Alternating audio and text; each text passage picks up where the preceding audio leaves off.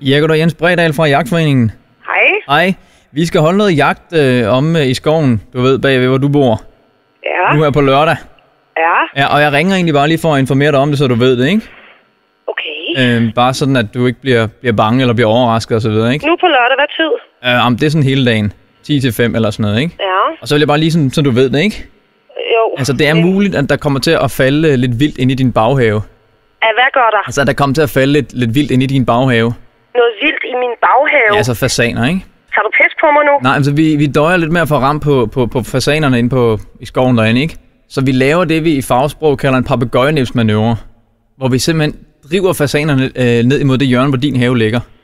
Ikke? Nej! Jamen, så står vi lige uden for din have, ikke, og klipper dem. Nej, forfra. Den første ting, det er, at både mig og min mand, vi har accepteret alt det jagtskyderi, I fyrer af inde i skoven. Det er okay, det er acceptabelt, det er lovligt osv. Lige nøjagtigt her i weekenden, altså for det første så er det fuldstændig udelukket. For det andet, så har jeg en familie kommet sammen i mit hus på lørdag, så jeg kan ikke...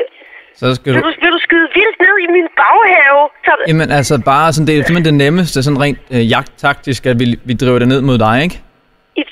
Okay, og så kommer de ned mod mig, og så vil I skyde den. Ved du hvad? Ja. Prøv at høre. Jeg bor i et parcelhusområde. Ja. Det må man slet ikke. Jo, det kan du tro. Nu ved jeg ikke, har du hund? Ja. Kan du ikke holde den bund? Vi vil godt have sende vores eget hundekobbel ind efter dem. De skal også have lidt træning. Nej, prøv at høre her. For det første, min mormor, der kommer, hun er 87 år gammel. Hun skal sidde i min udestue. Hvad vil du have, jeg skal forklare hende? Du kan da bare se, der er jagt. Er der jagt? Ja, det er da et flot syn, ikke? Du siger i vi skal sidde i min udstyr, og så nyde et eller andet jagtshow, som der foregår i min baghave, og så bare gøre en dag ud af det. Det er ikke normalt. Nu siger du lige udstue, ikke? Der skulle I måske lige få dækket lidt over. Det er så dumt at få sådan en fasankok ned gennem taget. Jeg skulle da... Prøv at høre her. Nu gider jeg. Jeg gider ikke jeres jagtpis mere, og det mener jeg. For det første, så er det dybt hamrende ulovligt. For det andet, der foregår ikke andet end skyderi ude i mit område. Og nu vil du sige til mig, og ved du hvad, hvis der falder så meget som en gråspurv ned i min baghave, og der kommer en jæger ind, eller en køler for den sags skyld, så går jagten ind på jægerne, og ikke på dyret. Og det mener jeg. Okay. Så fordi det her, det er ikke lovligt, og det vil jeg skide på, og jeg er træt af jer i den grad. Så er det udelukket at sætte en snigskytte op på dit tag med en riffel? Jeg synes, du er direkte flabet og dum at høre på. Du får en nedskydning af fasaner over mit hus til at lyde som dag i Tivoli, hvor I betaler billetten. Jeg gider det ikke. Okay, jamen det er selvfølgelig okay, hvis du siger det på den måde, ikke? Ja, det tror jeg. Og ved du hvad, i øvrigt, så vil jeg gerne have dit navn. Og jeg vil gerne have, hvem du arbejder for. Fordi det her, det skal stoppe. Jamen, jeg har jo lige sagt, at jeg kommer fra Jagtforeningen, ikke? Jeg er skidelig glad. Jeg vil snakke med en eller anden. Jeg gider slet ikke sidde og diskutere det her med dig. Min mormor har været indlagt med hjerteanfald for det første. Hun kan ikke sidde derude og se fasaner falde ned fra himlen, som var det sne. Plus jæger, plus hunde. Og jeg skal holde min egen hund inde. Hvad tror du selv? Gud vil jeg dig. Nå. Om det er fordi, jeg gider slet ikke tage den her diskussion med dig, og det mener jeg, fordi jeg synes virkelig, I er for langt ude nu. Okay, men så hvis du synes, vi er for langt ude? Ja, okay, det må jeg helt ærligt mene. Jamen, det kan jeg måske godt forklare. Mit navn er Anders Bunde, og det er din telefonjoke. Nu tager du pis på mig. Nej, den er god nok. Eller ja, jeg tager pis på dig. Hej, du er i radioen. Fuck! Og hvem, hvad, hvorfor? Fuck, hvor er dum! Pis! Jeg vidste, man! Fuck! Nej, du gjorde ikke. Du vidste det nemlig ikke. Hvem har sat dig op til det her? Er det Karina? Ja. Ja, jeg vidste det. Karina Fabricius. Pis og rend mig i røven. Fuck, den gjorde hun godt. Pis, jeg er så træt af de bunderøve. Jeg skulle hilse dig fra hende. Ja, du må da endelig hilse. Ej, hvor er det åndssvagt. Hold kæft, hvor er jeg dum, mand. Længe leve blondiner.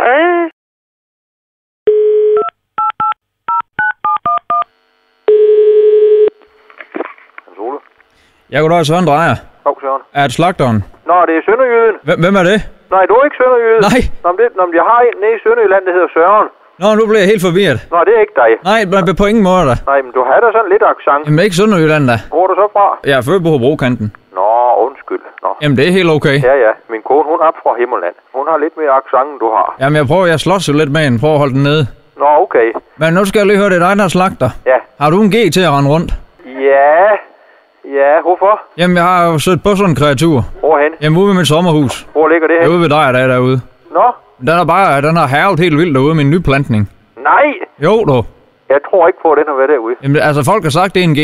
Det har de set? Det har de set, og så har jeg så hørt mig lidt rundt, ikke? Så har jeg fået dig at vide, det var en G til at rende, du. Jamen, det er jeg da ked af, hvis det er den. Jamen, det er da, hvad folk siger i hvert fald. Ja, men altså, det... Hvad skal vi gøre ved det? Jamen, jeg tænkte på, at jeg skal holde sådan en fest. En pose flæskesvær, det kan jeg ikke rigtig gøre. Nej, men jeg skal holde noget fest. Nå, jeg kom til at tænke på, om jeg kunne lokke dig til at slagte. Jamen, det kan vi. Hvad skal jeg slagte? Jamen, hvad har du? Jamen, du kan sagtens få noget kød. Jeg får noget kød. Hvor mange bliver I? Jamen, vi bliver en 30 stykker. Det er min datter. Min datter, hun skal forloves. 30? Ja, hun skal forloves med en fyr fra Tyrkiet. Hold da kæft, du. Jamen, hvad vil du have? Jamen, altså, nu siger svin, det går nok ikke, jo. Nå, Tyrkiet? Ja, men altså noget andet, jo. Jamen, så vil jeg sgu hellere noget kalv eller noget okse. Det har jeg da sådan rigeligt med. Kalv, det er nok godt. Nu ved jeg, kan du halalslagt? Nej, jeg siger, det kan jeg sgu da godt, men Kan du ikke lade som om? Jo, det gør vi bare. Altså, se en remse, ikke også? Nemlig, det gør vi. Hans Ole, og så... Ja. Altså, så slagten, du ved, som du plejer, ikke også? Ja, og så siger vi nogle ord. Så siger vi, at den er halalslagtet, ikke også? Ja. Fordi det er jo så kan man sige, så skal jeg nok stå for udgifterne for min plantning der, ikke også? Jamen, altså, hvis jeg kunne blive blandet udenom det, så er jeg godt tilfreds. Så kommer vi lige langt på den sag. Nu skal der lige høre, det kan godt være, at jeg presser appelsinen, men nu skal vi jo holde det her fest, jo. Nå. Er der noget med, at du eventuelt kunne stå for noget underholdning? Underholdning? Ja. Det ved jeg dælme ikke. Hvornår er det? Jamen, altså, det er om 2 lørdage. Jamen, der har jeg nemlig gæster, du, så det kan jeg ikke. Hele aften og dagen med? Om dagen? Nå. Ja, fordi så noget tyrkisk, det starter jo der om dagen. Jamen, underholdning, altså, hvad tænker du på, jeg skulle underholde med? Jamen, er der ikke noget med, at du tog et spiller? Nu står de jo og griner af med, du. Nå, jo, det er så yndigt at følge sad. Ja, eller måske noget... Tyrkeren, hvad er det ikke sådan? Jamen, kan du så noget? Nej, det kan jeg ikke. Kun lige, du hørte det. Det lød da meget godt. Ja, det er kun, når man er ondt i maven, man siger sådan noget. Ja, det er rigtigt, men ved du hvad, det er der ingen, der kan høre forskel på. Hvem skal lave ud i sommerhuset? Ja, det regner vi med. Nå, hvad hedder den vej, har jeg sagt? Jamen, er det noget, du kan klare? Jamen altså, jeg vil hellere give det noget kød. Jamen, kød, det har vi aftalt. Nej, det har vi har snakket om det. Så er det, om du også kunne klare underholdningen. Ej, du er for lang, og nu presser du godt nok appelsin. Det sagde jeg også, jeg ville jo. Ja, altså, jeg er jo slagter, jeg er jo ikke sådan en sprikstalmeister. Nej, men altså, det lød da meget godt, det du havde der. De står og griner af mig, du, det kan jeg godt sige. Det. Hvorfor står de og griner? Det ved jeg sgu ikke, hvorfor de griner af mig. Ved den unge dame, hvorfor de griner? Jamen, det ved hun ikke, hun er kun 6 år, du. Nå, men det kunne være, hun har hørt om det med G'en, jo. Det var en telefonjoke. Nå, hun troede, det er en telefonjoke. Det er da noget galt noget. Ja, den er helt gal. Hej, Hans Ole, mit navn er Anders Bunde, det er en telefonjoke. Anders, hvad for noget? Anders Bunde? Det hører vi da samtidig. Det er da godt. Du er da godt nok en bandit. Ja, en bandit. Ej, du. Jamen, så får jeg lidt reklame, ikke? Ved du hvad? Det er den bedste reklame, du kan få. Jamen, det er i orden. Det synes jeg, du er da den mest, du er da den flinkeste slagter, jeg kender. Jamen, altså, jeg er med på lidt af hvert.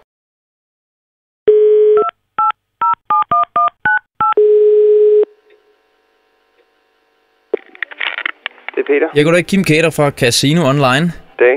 Jeg ringer til dig, fordi jeg kan se, at du har været inde at spille. Været inde at spille? Ja, du har været inde at spille på vores internetcasino. Nej, dem har jeg ikke været inde på. Nej, det har jeg ikke. Jeg ved ikke, hvad du lige tænker på. Jo, du har været inde at spille for et par uger siden. Nej, det har jeg altså ikke. Den 1. november ret sent om natten, kan jeg se helt præcis. Nej. Du hedder Peter Jensen, ikke sandt? Jo. Ja, og det er dig, jeg har ringet til nu, ikke? Jo, det er mig, der var ringet til nu, men jeg har ikke været inde at spille på jeres skide casino, altså. Det har du. Det kan jeg da se her, du har. Jo, og hvis jeg har... Hvad så? Og hvis du har, hvad så? Jamen, det er jo derfor, så vil jeg da bare have en snak med dig, men hvis du kalder det et skide casino, og hvis du nægter alt, så er, der jo ikke, så er det der ikke spor. Jamen, altså, det popper op på min computerskærm hele tiden, altså, men jeg har aldrig været inde og kigge på det, for jeg er skide bange for sådan noget der. Jeg tænker, hvis lige snart man trykker ind, så bliver man bundefanget, og så har man gæld resten af livet. Men bliver der ikke bundefanget og har gæld resten af livet? Du er da enormt skeptisk omkring det her. Det er overhovedet ikke det, det handler om. Det handler bare om, at jeg ikke har været inde på jeres skide hjemmeside. Nå, jamen det var egentlig en glædelig nyhed, jeg ringede med, at du har vundet jo. Hvad siger du? Du har vundet. Det er egentlig derfor, jeg ringer. Men det er jo ikke dig så. Altså vundet? Hvad har jeg vundet, eller hvad siger du? Ja, du har vundet på Casino Online. Det er egentlig derfor, jeg ringer til dig. Casino Online? Ja. Nå... Jo, altså Casino Online, det kan godt være, at jeg måske har misforstået egentlig, hvad det var, vi snakkede om. Ja. Det har jeg da muligvis alligevel måske nok været inde på. Nå, så kan du pludselig godt huske det. Nej, men det er fordi, jeg er bare så irriteret over sådan en telefonsælger, og altså man får jo både det ene og det andet abonnementsmidt lige i nakken hver eneste gang, man tager telefonen eller går på gaden, så jeg starter altid bare med at nægte det, for det gider jeg sgu ikke at bruge min tid på. Men altså nu du insisterer, nu du siger, at jeg har været inde, så må jeg måske alligevel nok sige, at jo, det har jeg sgu måske nok været alligevel en enkelt gang. Du har været inde en enkelt gang? Ja, og Ja, det har jeg da været, og jeg synes, at det er fedt, at I så ringer og bekræfter, at man rent faktisk vinder, at det ikke bare er fik sin hornlygte, at det faktisk har noget på sig, at det ikke er bare sådan noget... Okay, så jeg kan godt få dig til at sige nu, at det er dig, der har været inde og spille den 1. november sent om natten. Det har jeg. Var ikke meget for at indrømme det før, men ja, altså, det kan du godt få mig til at sige, altså, ja, det var jeg. Okay, fordi som jeg sagde, du har vundet, men... Ja, det er da fedt. Det er da rigtig fedt. Ja, det er det, men... Hvor meget drejer det sig om? Det drejer sig om 650 kroner.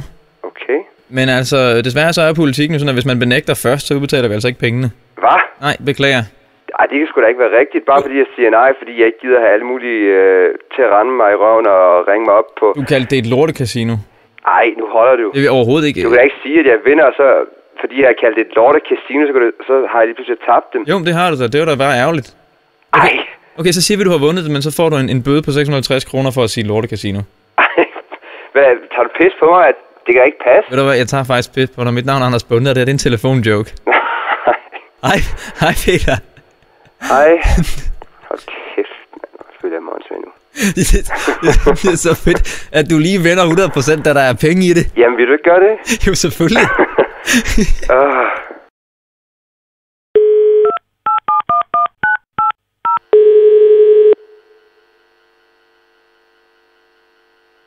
Det er Palle Jensen, hvor han var i Team Idræts Efterskole. Det er dig, der er forstander, ikke sandt? Jo. Det var egentlig dig, jeg skulle have fat på. Ja. Frank Johansen. Ja. Jeg er far til Jesper. Ja. Han går over ved jer jo. Ja. Jeg vil egentlig godt lige have en snak om Jesper. Ja. Nu ved jeg ikke, om du har snakket med ham for nylig. Det har jeg ikke, nej. Han mener jo, han blev det her homoseksuel. Det har jeg ikke hørt overhovedet. Ja, det siger han selv jo. Ja. Jeg ved ikke, hvad du har at sige til det. Jeg ved det kan... Det er sådan lige... Jeg er da sådan lidt overrasket, og det kan jeg da ikke lige sådan... Nej, men det kan godt være, at skolen sådan har en holdning til det jo. Holdning til det, altså. Hvad enten man er homoseksuel eller heteroseksuel, så kan man da gå på vores skole. Nå, jamen, jeg tænkte mere på sådan, om skolen den ligesom også er klar til at tage sin del af ansvaret. Hvad tænker du på, når du siger ansvar? Om jeg tænker på, at det kunne nok godt have en hel del med jer at gøre, og det her, det er sket. Hvordan det? Jamen, jeg tænker bare sådan, du ved, når man tager en hel masse helt unge drenge med hormonerne flyvende uden på kroppen i bag sammen, ikke? Det er jo klart, de får idéer. Det synes jeg da ikke, det er. Jeg synes, at skolen må påtage sin del af ansvaret. Jamen, ansvar? Hvad tænker du på? Hvorfor han blev det her homoseksuel? Jamen, det bliver man da ikke af at gå i bad med andre. Det er da nogle gener, man har i sig, at man har mere lyst til sit eget. Du skal ikke begynde at køre det over på generne. Dem har han for mig. De fejler ikke noget. Nej, det siger jeg heller ikke. Jeg kan sætte en lov for, at det ikke er noget, han har i sig og har haft i sig fra sin familie. Det er ikke noget, vi har lært ham hjemmefra. Nej, men det kan man jo ikke. Det er noget, han har fået op hos jer. Jamen, det kan man jo ikke. Jeg tror, der pokker, I sender dem i bag sammen, drengene, ikke? Og de bor jo sammen 2 og 2. Det kan man, sådan kan man da ikke. Sådan er det tingene der ikke. Det er det nu. Jeg har også jeg har jo set klassebilleder og sådan noget, ikke? Det er sgu da også klart med de piger, jeg er til at gå derop. Jamen, hvad mener du med pigerne? Hvad har de gjort? De er da ikke for kønne. Hvad mener du? De er jo født sådan, som de ser ud. Jamen, hvis man har nogle lidt kønnere piger, så kunne det jo godt være, at han ikke har begyndt at kigge sig om efter drengen, jo. Jamen, jeg har da ikke hørt noget lignende. Det kunne man da også godt tænke lidt om. At når man optager elever i de danske efterskoler, så skulle man tænke på, om de er køn eller ikke køn. For at undgå den slags her, det tror jeg da ikke, der er nogen, der er interesseret i. Det duer ikke, det der. Hvad duer ikke? Det du siger der, det er det værste røvl, jeg nogensinde har hørt. Det har da ikke noget med skolen at gøre. Det er min holdning. Ja, men så... Det må du lige se at finde en løsning på. Kunne du ikke sende ham i bad med pigerne i stedet for så? Jeg ved ikke, altså. Jamen, så kunne han få lidt inspiration, ikke? Ja, altså, hvis det skal være på den her måde, så må vi stoppe samtalen, for det her, det vil jeg simpelthen ikke høre på. Det er det værste. Det vil jeg altså bare ikke. Det vil du ikke høre på? Du er så langt ude der. Er det her langt ude? Ja, det er så langt ude. Jeg er da bekymret for min knægt. Hvis Jesper er homoseksuel, så kan jeg ikke gøre ham heteroseksuel, og det kan man ikke finde nogen løsninger på. Du kunne da prøve? Men det kan jeg da ikke. Du kan da prøve så at snakke med en læge eller en seksolog om det. Er noget, man kan operere for? Det er det vel ikke? Nej, det er der ikke. Altså, det er da det samme som nogen bliver rødhåret, og nogen bliver lyshåret, og nogen bliver skaldet, og nogen bliver bare hårdt. Altså, det er da noget, der er i naturen. Ja, han der så bare været blevet skaldet. Ja, men det er da ikke... Det er jo ikke noget, han kan gøre for, og det er da ikke noget, nogen kan gøre for. Og ikke i hvert fald noget, vi skal have sat en stopper for, det er helt sikkert. Men det kan du ikke. Om vi så skal spærre ham inde? Jamen, det kan du ikke. Det må du hjælpe mig med. Jamen, det kan jeg ikke. Jeg har vel låst på døren deroppe. Jamen... Det er klart, han kan ikke blive ved med at bo med en dreng, jo. Nu holder du altså, hvis jeg ikke skal smække røret på. Hvad sådan en åndssvag snak, du er langt ude. Ved du hvad, det kan jeg muligvis godt forklare dig. Hvorfor jeg er lidt langt ude. Jamen, det er da fordi, du er ked af det. Nej, jeg tror ikke, det er derfor. Nej. Det er fordi mit navn er Anders Bunde, og det er din telefonjoke. Kæft. Hej! Ja, hold kæft, det må man godt sige nu. Nå, jamen altså, jeg har da snart lagt røret nu. Altså. Ja, det kan jeg godt forstå. Det er sådan, jeg skal hilse dig fra et par af dine elever, som meget gerne vil have, at jeg skulle lave en lille smule sjov med deres elskede forstander, står der helt præcis. Og så skal jeg hilse fra Maiken og Stina også. Hold kæft. Det er dem, der har lukket mig til det her. Jeg har aldrig hørt så meget vrøvl i hele mit liv. Det var også ret pænt meget vrøvl på en gang. Ja. Palle, jeg håber ikke, at du sådan er alt for chokeret. Nej, jeg håber, du kan... jeg er da lettet over, at vi skal til at have Jesper ud af skolen, fordi hans far, han er åndssvag.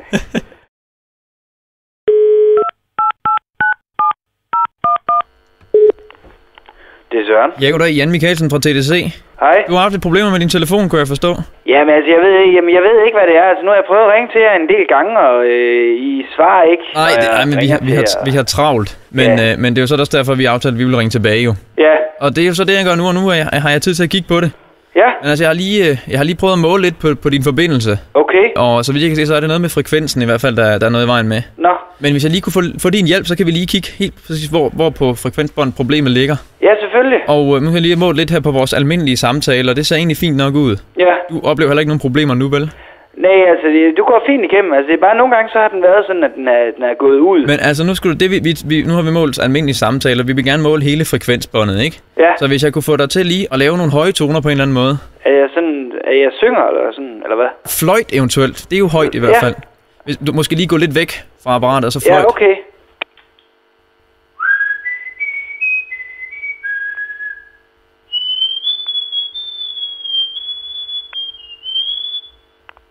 Var det nok? Ja, det var helt fantastisk. Det var da meget flot, det der. Ja, tak. Jeg var helt overrasket. Det var meget højt nemlig. Jamen, det var også det skulle, ikke? Jo, lige præcis. Ja, okay. Og nu har jeg lige målt nu, men det ser sådan set også meget fint ud. Nå. Jeg tænker lidt på, om har du sådan nogle højfrekvente apparater, der kører lige i nærheden af telefonen? Ikke lige nu. Nej. Altså, jeg har en højfrekvent... Altså, jeg har hvad hedder sådan en vandkoger. Ja, okay. Nej, det er ikke... Jeg tror ikke, det er den. Har du en kummefryser, der står i nærheden og kører lige nu? Jeg har en fryser. Ja. Kunne jeg logge dig til lige prøve at gå ud og slukke den, for lige at se, hvordan det indvirker på signalet? Sluk min fryser? Ja, ikke ret længe. Du får lov at tænde igen. Bare lige for at se, om det er det. Ja, okay. Ja. Lige et øjeblik. Ja, det er i orden.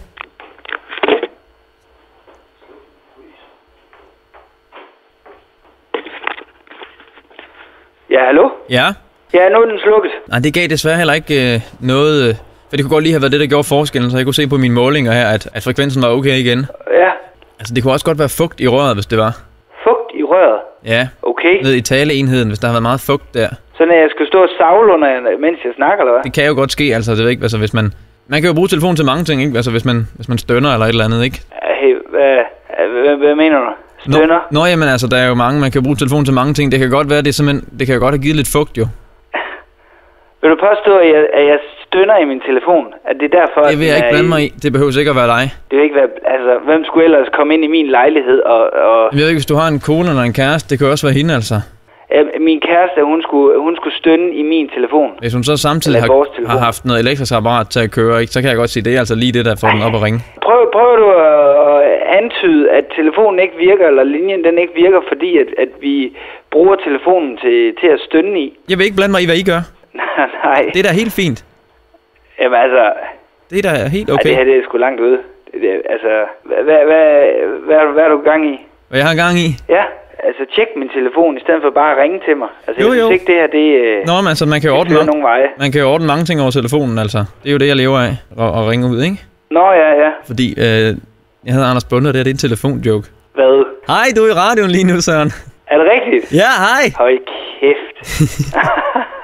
Ej, hvor er det? Okay, hvad er det her? Ej, er det rigtigt? Jamen, det er fuldstændig rigtigt.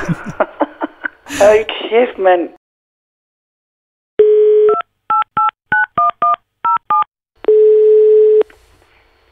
Det er Martin. Jeg går da Jan Michaelsen fra København. Ja, hej. Jeg ringer lige angående jeres nye badeværelse. Ja. Det bliver desværre lige et par uger forsinket. Hvad for noget? Ja, vi kan først levere det om 2 uger, desværre. Ja, jeg skulle have det til levering i morgen, ikke? Jo, men jeg ved godt, det er ikke helt det, vi har aftalt, men vi har sgu ikke lige fået bestilt alle delene hjem. Ja, prøv at høre. Hvad du sagde, du hed? Jamen, jeg hedder Jan Michaelsen.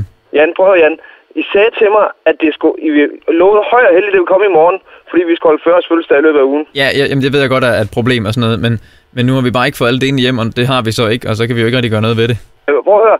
I bad mig om at rykke fjernsyn ned og rykke badeværelset ned, så jeg havde det klar til at få det nye sat ind i morgen, så vi vil komme og sætte ind. Jo, men det er jo også godt, det er nede i god tid, ikke? Det vil vi jo også gerne have, altså. Nu bliver det lige lidt forsinket, desværre.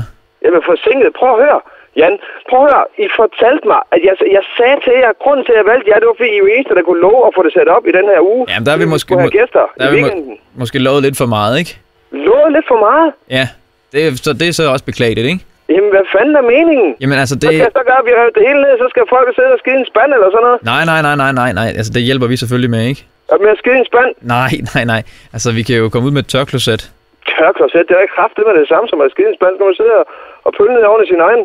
Det er altså... ved du hvad, det er ikke kraftigt med det ringeste service, jeg nogensinde oplevet. Det er ikke... Lover, højt og heldigt. Det er ikke det samme som at skide en spand. Der er faciliteter, altså det fungerer meget godt, ikke? Vi lægger nogle vådservietter ved og sådan noget. Hvad gør I? Lægger nogle vådservietter? Hvad fanden er det her for noget? Altså det er bare, jeg siger jo, det er beklageligt, ikke? Kan jeg komme til at snakke med din chef? Jamen, det er mig, der er chefen. Altså, dig, der er chefen? Det er mig, der er chefen. Det er derfor, jeg ringer. Hvordan går det firma ellers? Det går meget fint ellers, tak. Det må jeg sige. Jeg har da betalt i forvejen også. Jo, det har du da. Vi er også. Altså, I bad mig om at lægge et depositum, for at I kan få lov til at få sat det badeværelse, for at I kan skulle gå hurtigt. Prøv lige at høre, Marker. Jeg har sagt, det er beklageligt. Hvad vil du ellers have, jeg skal sige, altså? Hvad jeg skal sige? Jamen, jeg skal ikke have et tørkloset. Hvad kan I tilbyde mig ellers? Hvis jeg kan måske ringe til en nabo, så kan vi få en aftale om, I kan gå derind eller et eller andet. Kan du gå ind til naboen på toilet? Det kan jeg godt ringe og spørge om, hvis det er. Kan du ringe og spørge om det? Ja. Nej. Sidder du og laver fis med mig? Nej, hvorfor skulle jeg dog det? Ja, men for fanden da, ved du hvad? Nej, der ryger en advokat på det her, det er da helt sikkert. Prøv nu lige at slappe lidt af, vi finder en løsning. Jeg siger, jeg kan ringe. Hvis du giver mig et nummer på en nabo, så ringer jeg. Du skal ikke have nogen nabonummer på noget som helst. Jeg ved satanem ikke, hvad det er for noget, det her. Det er kraftedeme det mest ringe, jeg nogensinde i mit liv har udsat for. Jan Mikkelsen. Mikkelsen? Ja. Det er det mest ringe, du nogensinde har været udsat for? Ja, det er det da godt nok. Ved du hvorfor? Nej. Jeg hedder Anders Bunde, og det er en telefonjoke. Ja, ved du hvad, jeg er jo kraftedeme skide på en telefonjoke, eller ej. Jeg skal med et toilet i morgen. Hej. Hey.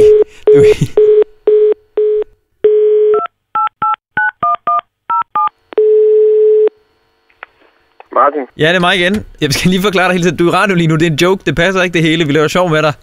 Fuck. Ja, vi har godt lige hørt det godt lige. Vi har blevet... Nej, idiot! Skal med toilet. Jeg har hørt det godt lige, så smækker jeg på, så tænker jeg, nej, hvad fanden? Hvad sagde jeg det egentlig lige til sidst? Ej. Jeg har aldrig... Ej, de fjols. Folk plejer at grine, altså. Hvem er det, der har gjort det? Jamen, har du et gæt? Ja, det er enten Simon eller også er det Lars. Hvad siger du til begge to? Ja, men for helvede, idioter.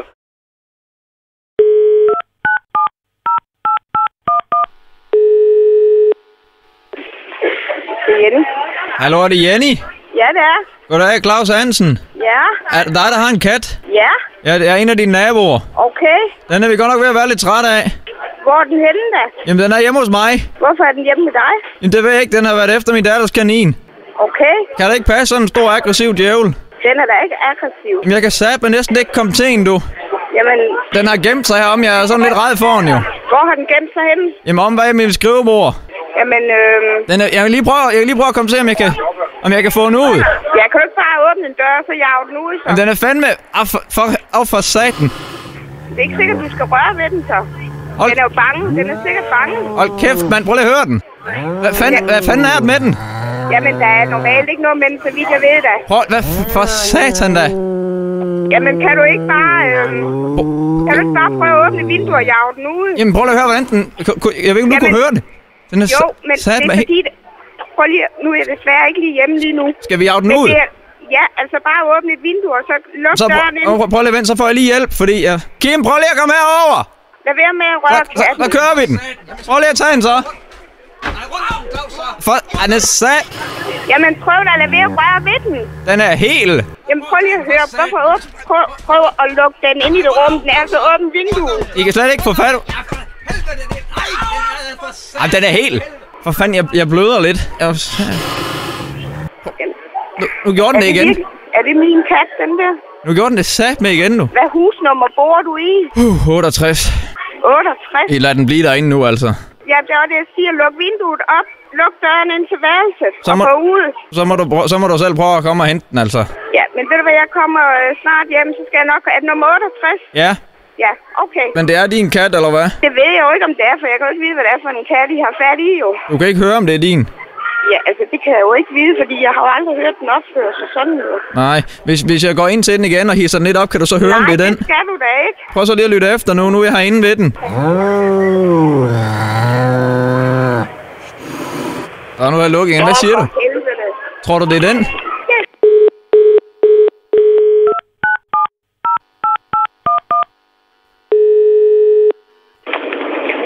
Jenny? Ja, det er Claus Hansen igen. Ja. Hvad så? Ja, jeg er på vej hjem jo. Er du på vej hjem? Ja. For at komme og hente katten? Ja.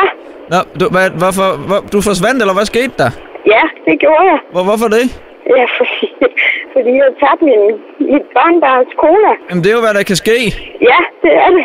Jamen, er du simpelthen kørt hjem bare for at komme og hente katten? Ja. Nå, for det er da pænt af dig. Nå. Ved du hvad, nu har jeg jo næsten lidt dårligt samvittighed, fordi det er en telefonjoke. Jeg hedder Anders Bunde, og du er i radioen. Nej, det er løgn. Hej Jenny, nej, det er desværre ikke løgn. Det er for mig. Det er en satans kat, du har. Det var sgu... Hvem er nu det, der tager pis på mig da? En ung mand, der hedder Mikkel. Det er rigtigt, ja. Det er familien. Jeg skulle hilse fra ham. Ja.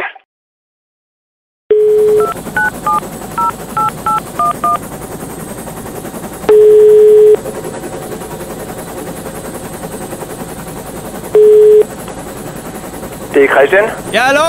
Hallo? Hallo? Det er fra Go Flying. Hvorfra? Fra Go Flying, så er vi der. Hvad siger du? Om 5 minutter. 5 minutter? Vi er der om 5 minutter, som aftalt. Hvor ringer du fra? Fra Go Flying. Go Flying? Taxa-helikopteren. Taxa-helikopteren? Er du klar? Jeg har ikke bestilt nogen taxa. Jo, det har du da. Det er en taxa-helikopter. Helikopter? Ja. Nej, det tror jeg ikke. Det har jeg ikke bestilt. Jo, du har så. Jeg har det lige her. Jamen, det kan I da ikke. Vi er der på GPS'en. Vi er der altså om 4 minutter nu. Er du sikker? Så må du lige så blive klar, ikke? Jeg tror, det kan I da ikke. Torbe Vænge, 215, ikke? Jamen, jeg har ikke bestilt nogen. Det kan I ikke. Nej, men det var vist en overraskelse, tror jeg. En overraskelse? Ja, det er nogle af dine venner. Det skal jeg da lige love for. Det er nogle af dine venner, der lavede en overraskelse på dig. Okay. Jamen, I kan ikke lande her, altså. Jo. Hvor er I henne? Hvor vi er der? Jamen, vi er der næsten. Vi er der om 2:55. Jamen, det kan I. Jeg bor inde midt i byen, altså. Der er jo ikke plads, vi lander på taget. På taget? Ja. Okay. Du skal bare lige smide noget hvidt lagen derop, og måske et par røde mursten, ikke? Så vi lige kan have noget at pejle efter. Ja. Så må du lige se at blive klar, ikke? Jamen det går på taget, altså. Jeg bor jo... Det er jo... Skal du ikke tænke på, du smutter bare derop, så er vi der. 3 minutter, ikke? 3 minutter? Ja. Jeg sidder lige midt i aftensmad. Det er ikke pissegodt. Nej, men det bliver du altså nødt til. Okay. Vi er der altså lige om lidt, ikke? Det koster det her. Vi skal hente Anders Fogh senere. Jamen, du er sikker på, at I har ringet rigtigt, fordi... Så må du bare lige sidde og tage noget varmt tøj på, og så komme ud og blive klar. Det går meget stærkt nu, altså... Men I kan ikke lande over på taget, det går altså ikke. I må finde et andet sted i nærheden, eller kan hvis vi kan mødes et sted. Så kommer vi bare ned på gadeniveau, så hejser vi derop. På gadeniveau? Så hejser vi derop. Må man overhovedet det? Ja, det skal du ikke tænke på. Okay. Du ser bare at blive klar. Simpelthen nede i lyskrydset hernede nærmest, eller? Ja, bare til at blive klar, ikke? Ja. Jamen, er I der nu, eller? Ja, vi er der om 1 minut. Om 1 minut? Ja. Jamen, jeg må jo gøre et eller andet, altså... Det bliver du sgu nødt til, ikke? Jo, det passer ikke skide godt nu, men... Bare lev lidt i nuet, ikke? Ja. Men jeg prøver, men... Kommer du så lige ud, hvis det er? Jeg kommer ud, ja.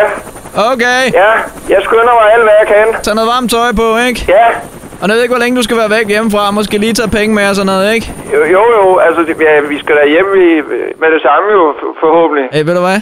Slap bare helt af. Ja. Det her, det er en telefonjoke.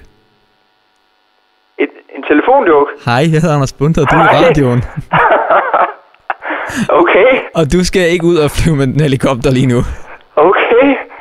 Jeg er også helt fuldstændig forvirret. Men jeg blev ved med at sige, du blev ved med at sige. det var mine venner og så videre, så man ved aldrig, hvad man kan finde. Det er så også nogle af dine venner, der vil give dig sådan en lille oplevelse. Ja, det skal jeg da lige love for. Så ved du nok selv, hvem det er. Ja, det gør jeg i hvert fald. Og så er der noget med en julefrokost på lørdag. Så skal jeg komme efter dem, skal jeg. Så når du skal til julefrokost på lørdag, skal vi nok komme og hente dig. Ja, okay. I helikopteren. Ja, nemlig.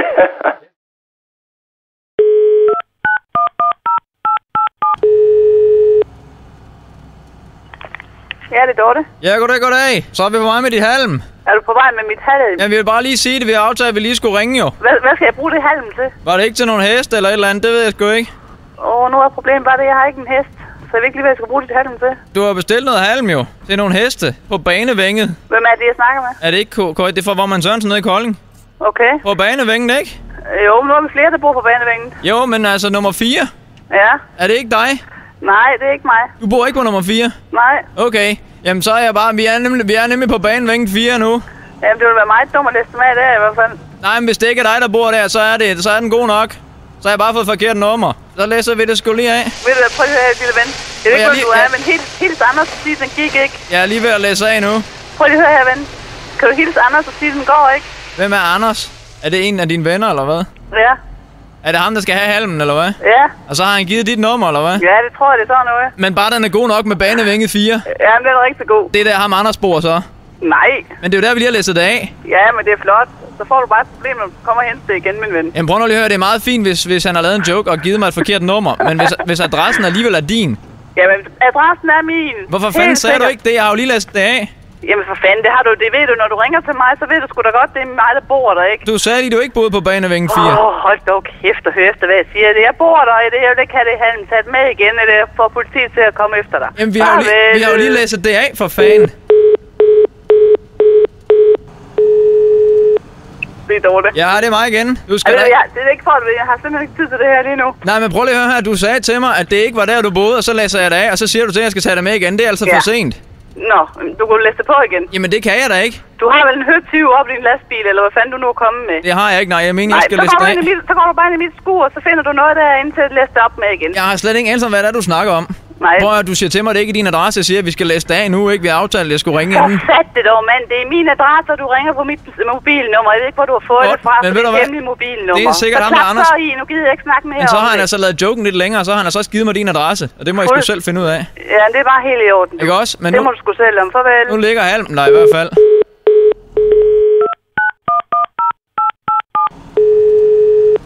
Det er dårligt. Ja, jeg vil bare lige sige en ting. Jeg siger altså til min vognmand, at du sagde, at det ikke var, at det var et forkert nummer. Prøv lige at stoppe det her. Må jeg få den der vognmands adresse og telefonnummer? Jamen det kan du godt. Jeg vil bare have mit på det rene først. Ja, jeg vil godt have det telefonnummer til din chef, for nu gider jeg ikke det her fis mere. Jamen han hedder Sørensen. Det er Vormand Sørensen nede i Kolding. Har du et nummer? Jamen bare du siger det til ham, så det ikke er mig, der har lavet noget. Må jeg få det nummer? Er vi enige om det? Skulle jeg sige det, for det er dig, der læser der i den indkørsel. Du kom til at sige, at det ikke var din adresse. Det var dumt jo. Så er det jo klart, at jeg læser det af. Du har vel en eller anden faktur på, hvis der står en leveringssted, og så gør du det. Og så har du din røv fri for det. Så vil du godt give mig det telefonnummer? Vi er enige om, min røv den er fri. Ja, jeg er fuldstændig ligeglad med, om du har den luftet, eller du ikke har den luftet. Jeg vil bare gerne have det telefonnummer, så jeg kan ringe til din chef. Det bliver ikke nødvendigt, fordi det er en telefonjoke. Ej, det er ikke rigtigt. Det er det da. Pis. Hej. Dag. Hvor hyggeligt at snakke med dig. Jamen i lige måde, du er fantastisk hyggelig at snakke med. Ved du hvad, jeg stopper sgu lige lastbillyden nu. Den er rigtig god. Stop du lige lastbilen og højt og alt det der. Så. Ja, det var dejligt. Så kan vi... helvede har gjort det her? Det er din datter Louise. Det er ikke rigtigt. Jo. Nej. Hun står simpelthen til en røv fuld. Nej, Dorte, det er jo sjovt at gøjle lige op til jul. Det skal vi da have. Du er helt fantastisk.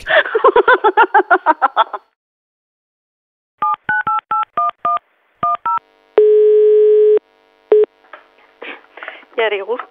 Ja, goddag Christian Bitch. Jeg vil godt se på nogle glade farver. Hvis I havde det. Det er vist forkert nummer, du har fået. Det er ikke farvehandlen? Nej, det er det ikke. Hallo?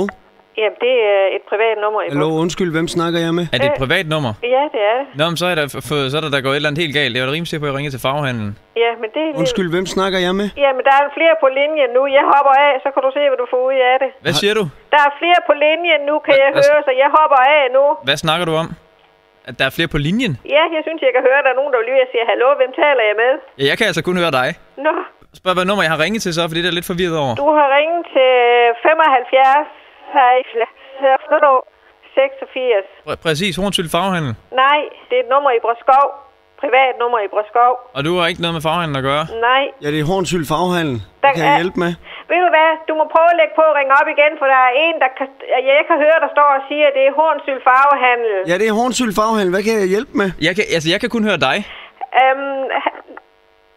Hornsyld Farvehandel. Ja? Ja, der er altså 3 på linjen lige i øjeblikket. Hornsyld Farvehandel og en anden en. Og ham, der vil tale med Hornsyld Farvehandel, han kan ikke høre jer. Hvad skal de have, fru? Jeg skal ikke have noget. Er det stadigvæk Hornsyld Farvehandel, jeg taler med? Ja, du har ringet op til Hornsyld Farvehandel. Ja, og det har jeg ikke. Men det er der en anden, der har gjort. Og han kan ikke høre Hornsyld Farvehandel. Han kan kun høre mig, og det, jeg ved ikke, om det er samme nummer, han har trykket. Det mente han, det var. Kan du høre ham? Ja, det kunne jeg lige for et øjeblik siden i hvert fald. Jeg prøver at høre, om han er på linjen stadigvæk. Hallo? Hallo? Hallo? Ja, er du der stadigvæk? Snakkede du lige med en anden, eller hvad skete der? Nej, jeg snakkede med Hornsyld Farvehandel.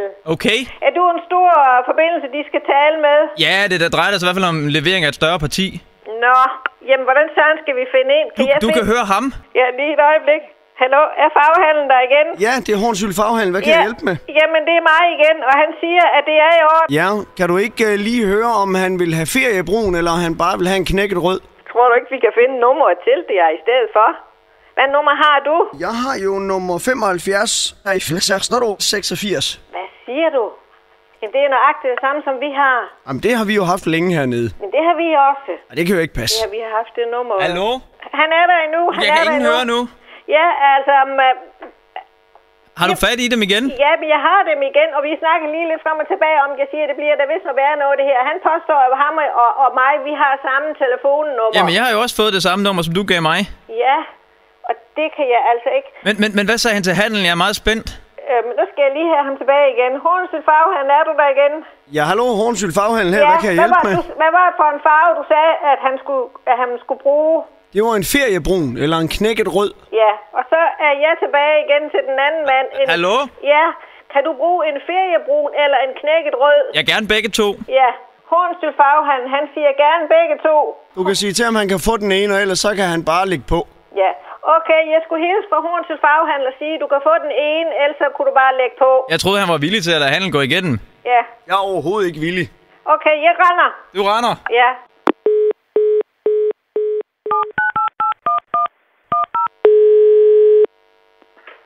Hallo? Ja, hallo, det er for Hornsyld Farvehandel. Hvornår er du begyndt at farvehandle? Det er noget nyt? Nej, det er det ikke noget nyt. Det er min far, der etableret det en gang tilbage i 40'erne. Jamen altså, det fatter jeg jo altså heller ikke, da...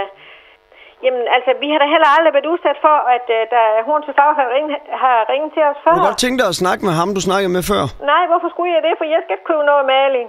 Hallo? Ja. Ja, det er mig igen. Ja. Nå, det var dig, der ikke var farvehandelen. Ja, det var det. Goddag, jeg hedder Anders Bunde. Ja, goddag. Og det er din telefonjoke. Det synes jeg ikke er nogen god idé. Og det spøj synes jeg slet ikke er sjovt. Så tænkte vi, nu har du boet der i så mange år, så tænkte vi, så var du en god lokal og lige lave lidt sjov med, så vi kan have lidt at grine af i hverdagen. Ja. Ja, men det er i orden.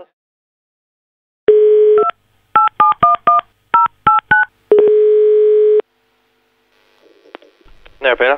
Ja, goddag, det er Arne. Ja, dag. Jeg kan forstå, at du står og mangler en pianist. Ja, det er rigtigt. Det ville være noget, jeg kunne klare, hvis det skulle være der. Ja, det er du simpelthen. Det er jeg. Jeg kan spille lige, hvad det skal være. Nu ved jeg ikke, hvad du vil have. Ja, men det er jo sådan, jeg ved ikke, hvor meget du ved om, men det er jo de her 3 jobs, det drejer sig om, som jeg kom til at sige, altså, som jeg ikke kan alligevel.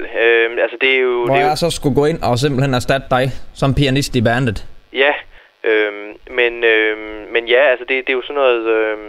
det er sådan noget baggrundsmusik, det kan være lidt... Jamen, jazz, det kan jeg godt klare dig. Altså, du ved, det er sådan noget jazz, et eller andet. Ja, fordi... Det kunne være... Nu sidder jeg lige ved klaveret. Nå, du sidder lige ved klaveret?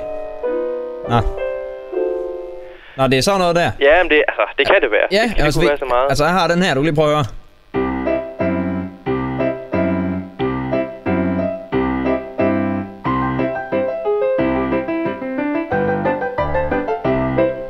Hopla, sådan der. Ja. men altså, det var da bestemt en mulighed. Måske bare det sådan, måske de kunne holde sig lidt med i baggrunden. Ja, du kan lige prøve, er det noget af den her stil så? Det er det samme, er det ikke det?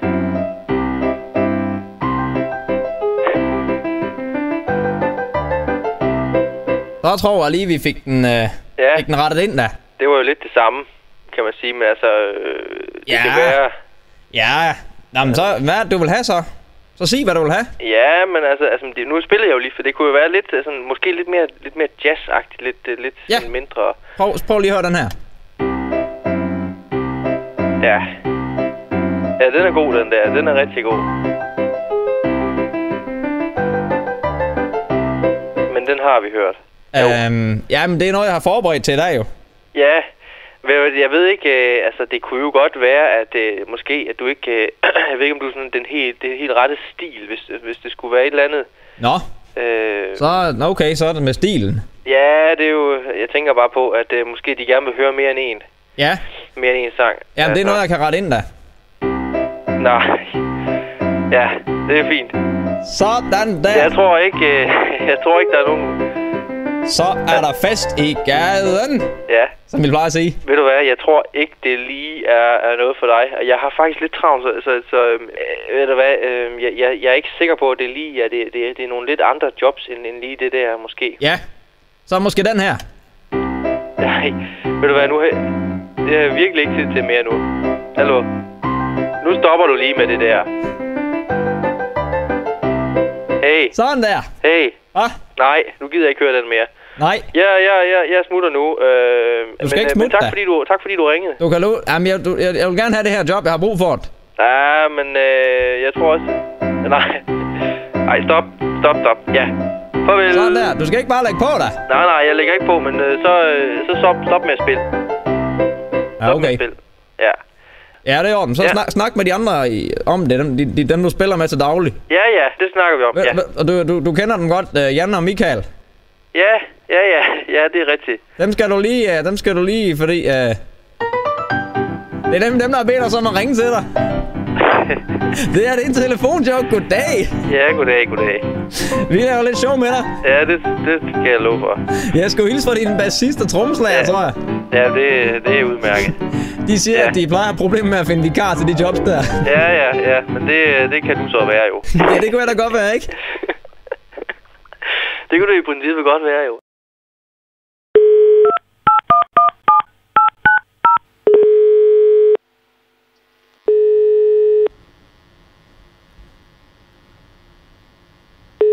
Anders. Goddag, Finn Allan Eriksen fra Færdselspolitiet. Ja, goddag. Er det Anders Skytte Hansen, jeg har fat i? Ja, det er. Har du fået pillet dit træk af? Af min Kia? Ja. Ja, men det er vi i gang med nu, faktisk. I ved det lige nu? Ja, ikke lige nu, men vi har prøvet at banke løs, men det har sat rimelig hårdt fast. Jeg er oppe i Bjerringbro i øjeblikket, men jeg har prøvet hårdt at se, om jeg ikke kan få banket det. Men det sidder hårdt rustet fast. Hvor svært kan det være for A? Ja, det ved jeg ikke. Jeg har prøvet at banke det af med en hammer. Det lyder lidt som en dårlig historie. Du skal altså have det anhængtrænger, er det ulovligt? Det har siddet hårdt rustet fast. Jeg kunne heller ikke få det af, da det var sådan, at jeg blev stoppet ude på motorvejen. Nej, jeg har godt nok hørt, at du ikke rigtig kunne finde ud af det derude. Nej, men som jeg siger til dig, jeg er i fuld gang med det. Og jeg kører ikke bilen, før det er pillet af. Hvordan er du kommet til Bjerringbro? Der er jeg kørt i en bil.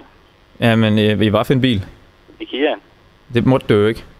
Nej, men jeg har som sagt, jeg havde ikke nogen andre muligheder for at komme herop. Der går jo busser. Men jeg piller det under alle omstændigheder af nu her. Men det er bare, man skal jo ikke tro på det, det sagde du også sidst.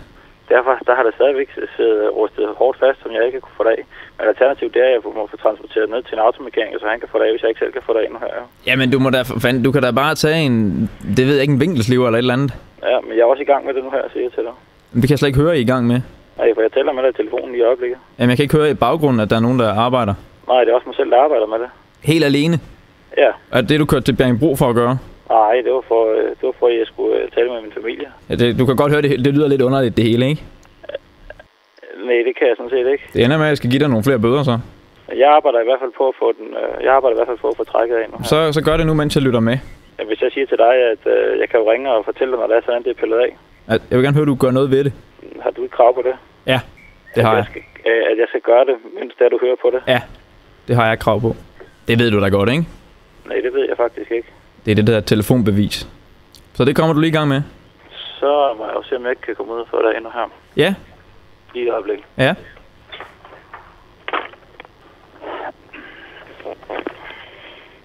Jeg ved ikke, om du kan høre, at skrue hernede nu her. Jo. Okay. Prøv at slå lidt på den. Der sker sgu ikke så meget nu. Prøv bare at slå til. Det skal bare løse det rust der. Har du ikke et eller andet stort, du kan slå på med den? Nu er det i hvert fald af. Er den af nu? Ja, det er den af nu. Det kunne lige lade sig gøre på et halvt minut? Ja, det kunne det faktisk. Det er sjovt, det skulle tage så lang tid. Ja, det skulle det åbenbart. Men det er af nu. Det er simpelthen af nu. Det var bare det, der skulle til. Det er i orden. Vi skal bare holde dig lidt i ørerne. Ja, sådan er det. Det er godt. Jamen, det er der helt. Og Anders? Ja? Det her, det er en telefonjoke. Hvem er det? Goddag, jeg hedder Anders Bunde. Du er i radioen. Det er løgn. Det er sgu rigtigt. For fanden da. Hold kæft, mand. Hvem har lavet det der med mig? Jeg skulle hilse dig fra en af dine ansatte, der hedder Hanne Stenskrog. Nej, det er løgn, mand. Og man sidder og gang til at lytte på mig her. Det kunne heller ikke være politiet, det her. Det kunne bare ikke være politiet, Hanne, for fanden da. Sådan arbejder de. Hold kæft, mand. Du er da ellers stedet fantastisk lovlydig borger. Det kan jeg godt lide. Fuck, man. Nå, jamen, det der hvad har man vundet ved det her? Du har vundet, at du får lov at komme i radioen. Jamen, det er da pragtfuldt, og så kan du fortælle alle lytterne, at jeg simpelthen er smurt ind i fedt og lidt rust. Men jeg vil sige, at i radioen har gjort det væsentligt bedre arbejde end politiet, det her. Jeg tænkte, det kunne jeg sgu da godt klare for dig. Tusind tak for hjælpen, Anders.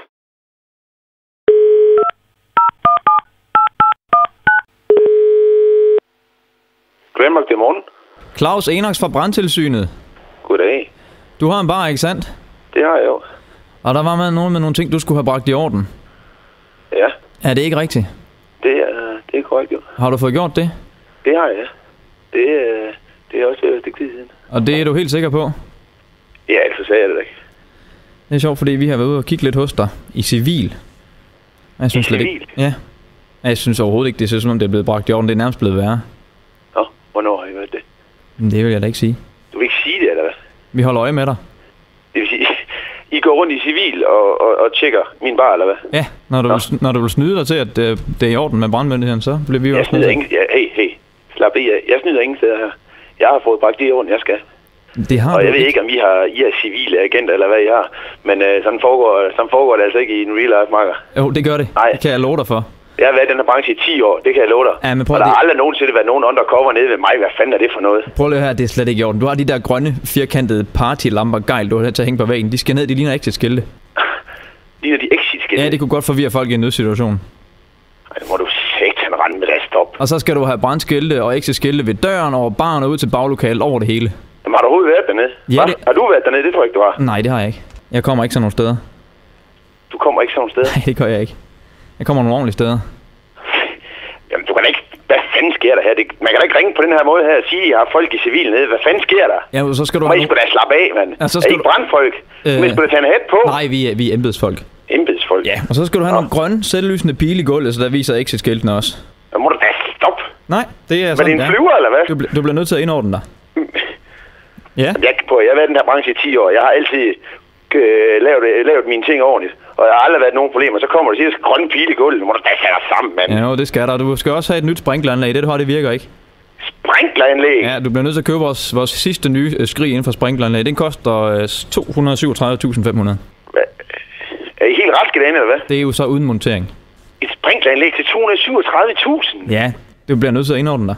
Men der er sgu ingen andre i byen, der har et sprinkleranlæg. Alle har det. Men du var en rigtig skid. Er du ude fra Herning? Nej, det er så ikke.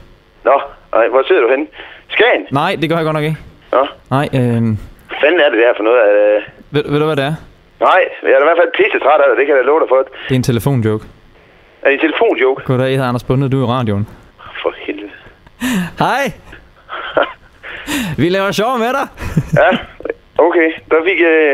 Der skal jeg lige hisse mig lidt ned, kan jeg mærke. Det bliver nødvendigt, simpelthen. Hold kæft. Hvor var det træls lavet? Nej, det er sjovt lavet. Det er jo det, vi kan. Men hvem står så bag sådan noget? Jamen, har du et gæt på det? Kan du egentlig bare tænde den? Ja, men jeg kan så hilse dig at sige, at det er en, der hedder Robert. Der skal en, der skal have et par. Ja, man skal da bare... Der. Ja, det skal han da. Ja, men du må lige falde lidt ned igen, ikke? Ja, tak skal jeg. Ja, jeg er sikker på, at det er helt i orden. Ja, der ligger en fyreseddel til ham.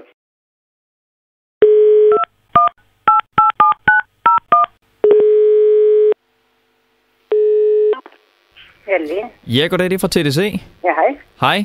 Er der noget med, at du har haft noget bøvl med dit internet? Om jeg har haft bøvl med mit internet? Jamen, sådan noget med, at det ikke helt går hurtigt nok? Det går da lidt tid, inden det lige plopper op. Ja. Men det er sådan mange gange har mest problem med det, der kommer ind. Jamen, ved du hvad, så stiller jeg dig lige om til vores tekniske chef lige et øjeblik. Ja. Teknisk afdeling, det er Torben. Ja, det er Lene Blåmand. Ja, goddag. Hvad kan jeg gøre for dig? Jamen, det ved jeg snart. Der var en, der ringede mig op og spurgte, om jeg havde problemer med mit internet. Ja, kan du prøve at beskrive det for mig? Altså, jeg ved ikke rigtig, hvor hurtigt det skal gå. Nej, hvor hurtigt går det? Jamen, det går da nok ikke så hurtigt, som det skal. Det gør det nok ikke. Det ved jeg ikke. Det ved jeg ikke, hvad det hedder. Jeg havde en modem, før jeg fik bredbånd. Var det et Safir Classic, du havde? Det ved jeg godt nok ikke, hvad det var for en. Ved du hvad, du får lige en kundemedarbejder. 2 sekunder. Ja. Kundeservice, hallo? Det er Lene Blåmand. Kan jeg lige få dit telefonnummer? Ja, 97 05 52. Hvad skal jeg lige se her? Ja, det er en Safir Classic, du har haft. Kan det ikke passe? Jamen, jeg ved ikke, hvad den hedder. Det han sagde, jeg skulle finde ud af. Ja, jamen det kan du sige, at det er så, kan jeg se her i hvert fald. Jo. Det kan du bare sige, så stiller jeg lige om igen.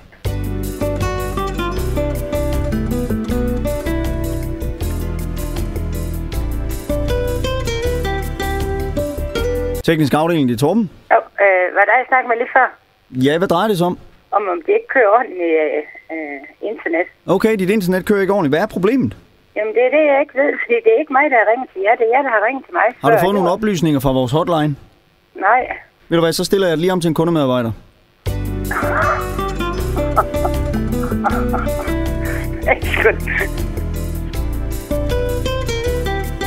Kundeservice, det er Jesper. Det er en Blåmand. Var det dig med den Safir Classic? Ja, nu er jeg blevet stillet tilbage til dig. Nå, var der noget mere, vi skulle have med? Ja, men nu når jeg får fat i den forkerte, det var den samme, jeg fik fat i, som jeg snakkede med. Nå, men så står jeg lige for at få stillet tilbage til den samme. Ja. Og så bare sige, at det er en Safir Classic, ikke? Ja. Og så, hvis han spørger til konfigurationen, så kan du sige, at det er en Ergoforce. Nej.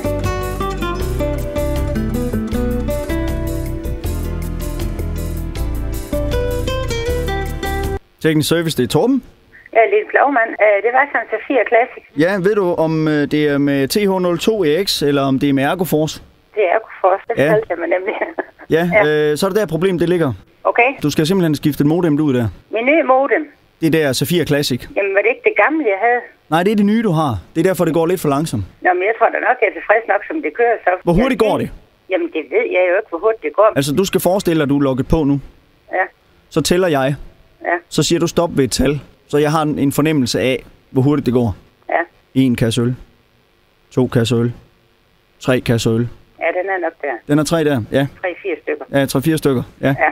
Men du vil gerne have et nyt modem? Nej, det vil jeg så bestemt ikke. Den er sådan, jeg skal give penge for, når jeg lige har købt det her. Ja, okay. Så skal du lige snakke med kundeservice. Ja.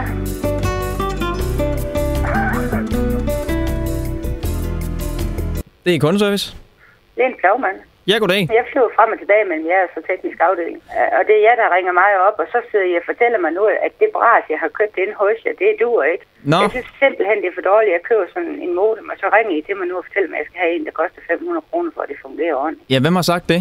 Det sagde han inde i teknisk afdeling. Ja, det er simpelthen for dårligt, fordi jeg har da givet både for modem, for oprettelse og for internet, og så får jeg noget bras, der ikke duer i livet. Sig til hende, det ikke kan lade sig gøre. Jamen, jeg skulle lige hilse at sige det fra teknisk afdeling, det kan ikke lade sig gøre. Hvad kan ikke lade sig gøre? Det ved jeg ikke, hvad var det, du ville? Det er da ikke mig, der vil det. Det er jer, der ringer mig op. Det plejer vi nu ikke at gøre. Nå, jamen I har altså ringet mig op for at høre, om min internet det fungerede ordentligt. Der var nogen inde og kigge på det. Nå, ved du hvad, så ved jeg godt, nu ved jeg godt, hvorfor vi ringer dig op. Ja. Det kan jeg lige se her. Det er fordi, det er en telefonjoke. Okay. Du er i radioen. Det gør da ikke noget. Du ved godt, at du er i radioen. Ja, okay. Godt, men så stiller jeg dig lige om. Okay. Teknisk service, det er Torben. Har du fundet ud af problemet? Ja, jeg har fundet ud af problemet. Ja. Så vil vi ikke forstyrre mere? Vi vil ikke forstyrre mere, og jeg er sikker på, at din internetforbindelse den har det helt fint.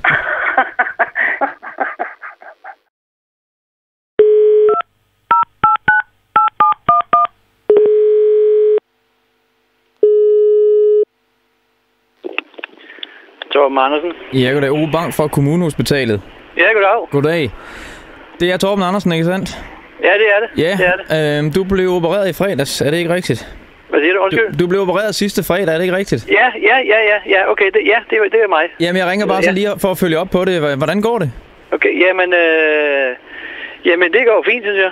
Det gør det? Det gør det. Ja, der har ikke, synes ikke der har været noget og... Hvordan heler såret? Såret heler fint nok og så videre? Ja, det gør det, ligesom faktisk fuldstændig ligesom det var forventet. Okay. Jeg er derude og kører bil nu, så... Okay, hold da op. Jeg er deroppe og gå igen, som vi siger. Jamen, det er da dejligt. Ja. Føler du nogle smerter sådan i eller omkring selve såret? Nej, overhovedet ikke. Nej, gudskelov, det var da helt gudskelov, det er gået lige efter planen. Ja, det var da godt nok utroligt, men det er da dejligt. Ja, det er jeg rigtig, rigtig glad for, må man sige, fordi altså... Jamen selvfølgelig. Jeg indrømmer, jeg var alligevel lidt nervøs for... Jamen det er ikke klart. Ikke, men nu skal du høre, Torben, vi bliver nok nødt til lige at tage dig ind igen. En lille tur. Jamen det tror jeg ikke er overhovedet nødvendigt. Altså, det er sgu fint. Altså, hvad tænker du på? Jamen, nu må du love mig lige... Jeg skal jo til det der kontrol, ikke? Jo, men vi bliver nok... Det er jo da ikke lige nu. Nej. Det har jeg faktisk fået tid til, jo. Ja, nu må du love mig ikke lige at fare op af stolen, vel? Så sidder du... Jeg skal lige rundt her. Nå, okay. Kører du bil lige nu? Ja, det gør jeg nemlig. Kan du ikke lige holde ind til siden, eventuelt? Jo, nu skal jeg lige prøve en gang. Ja. Det er bare... Fordi... Men ellers så kan du måske bare... Nej, jeg prøver lige at ringe. Jeg kører ind her. Ja. Satans også. Jeg er lige lidt stresset nu her, fordi jeg... Okay. Okay, jamen det er godt. Det er fordi, vi bliver nok nødt til lige at tage dig ind igen. Det er fordi, under operationen, ikke også? Ja. Der havde vi en læge studerende til stede. Det har vi godt nok ikke lige fået nævnt, men de skal jo også lære det på en eller anden måde. Ja, okay. Og hun har så været lidt uheldig, må man sige. Og hun er simpelthen, lige inden hun lukker såret på dig, der har hun simpelthen glemt at få en splicertang med op. Så den skal vi lige have hentet. Den får jeg lige igen. Hvad siger du?